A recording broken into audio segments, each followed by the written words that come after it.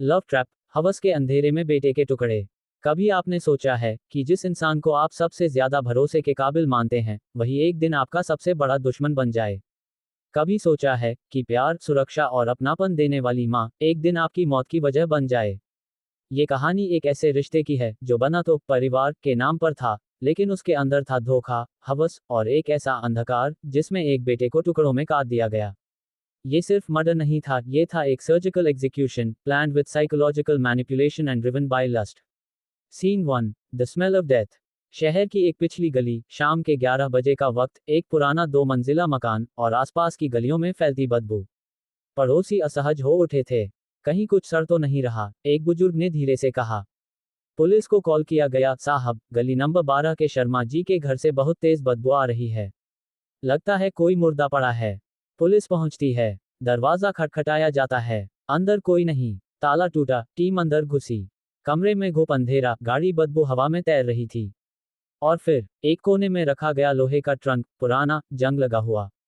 जैसे ही ट्रंक खोला गया, सन्नाटा गूंज उठा। ट्रंक में इंसानी शरीर के टुकड़े थे, एक हाथ, 2 पैर, छाती का हिस्सा और नीचे दबा एक कटा हुआ सिर। ये किसी हैवानियत का नतीजा था, ऐसा दृश्य जिसने वहां खड़े हर इंसान की रूह तक को हिला दिया। Scene 2, the victim a silent soul. जांच शुरू हुई। मृतक की पहचान हुई, सौरभ शर्मा, उम्र 26 साल। पड़ोसी बताते हैं, बिल्कुल चुप रहने वाला लड़का था, इट में नौकरी करता था, घर से ऑफिस, ऑफिस से घर। सौरभ के माता पिता में से उसकी असली मां की मौत हो चुकी थी। अब उसके साथ रहते थे उसका पिता हरीश शर्मा और सौतेली मां रानी शर्मा। जैसे जैसे जांच आगे बढ़ी, पुलिस को शक हुआ कि ये मर्डर कहीं बाहर से नहीं, घर के अंदर ही हुआ है। क्योंकि कमरे की दीवारों पर हल्के खून के निशान थे, बाथरूम में मिला कुछ बहता हुआ खून, और ट्रंक पर मिले कुछ गीले कपड़े, ये सब कुछ बता रहे थे कि murder was premeditated and executed inside. Scene 3, the interrogation lies in cracks. Police ने रानी और हरीश को ट्रेस किया, दोनों गांव में बताए जा रहे थे। लेकिन जब उन्हें हिरासत में लिया गया और पूछताछ शुरू हुई, रानी ने कहा, हम तो गांव गए थे, हमें नहीं पता। लेकिन पुलिस के पास फॉरेंसिक रिपोर्ट्स थे।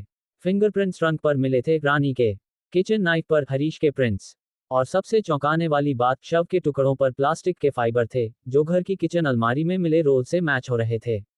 अब रानी की जुबान लड़खड़ाने लगी। फिर आखिरकार रानी टूट गई। Scene 4, confession of a wicked mind. Rani ने जो कबूला, उसने इंसानियत का सिर झुका दिया।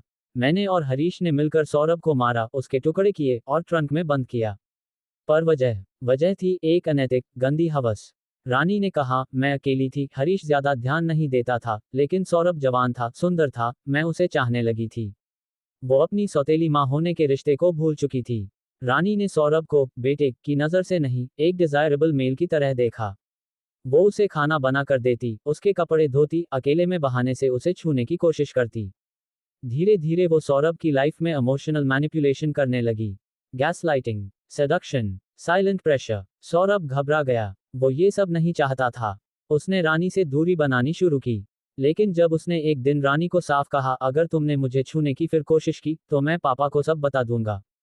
यहीं से कहानी ने रौद्र मोड़ ले लिया। Scene 5, lust turns to hatred. Rani के अंदर एक नार्सिसिस्टिक रेज फूट पड़ी। उसने खुद को इंसल्टेड महसूस किया, जिसे मैं चाहती हूँ, वो मुझे रिजेक्ट कर रहा है।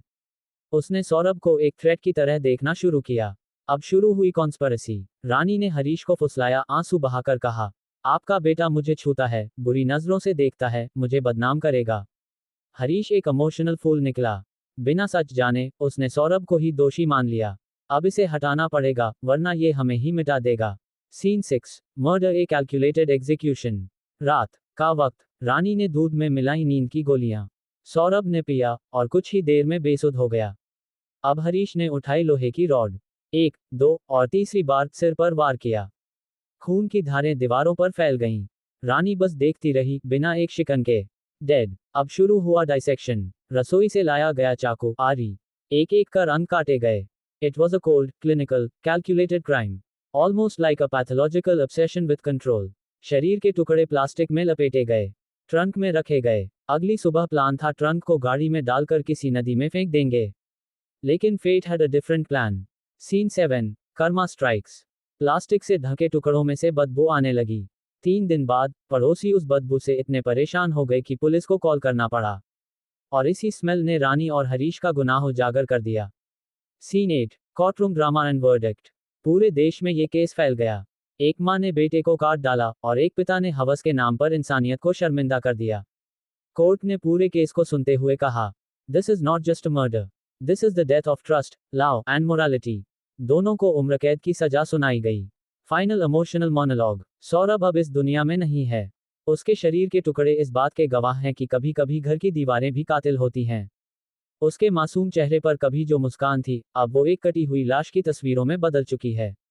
और सवाल आज भी जिंदा है, किस पर भरोसा करें जब माँ भी राक्षसी बन जाए और पिता भी कातिल।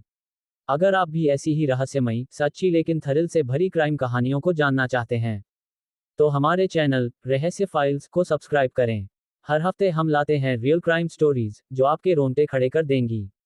रहस्य फाइल्स, जहां हर कहानी एक खौफनाक सच है।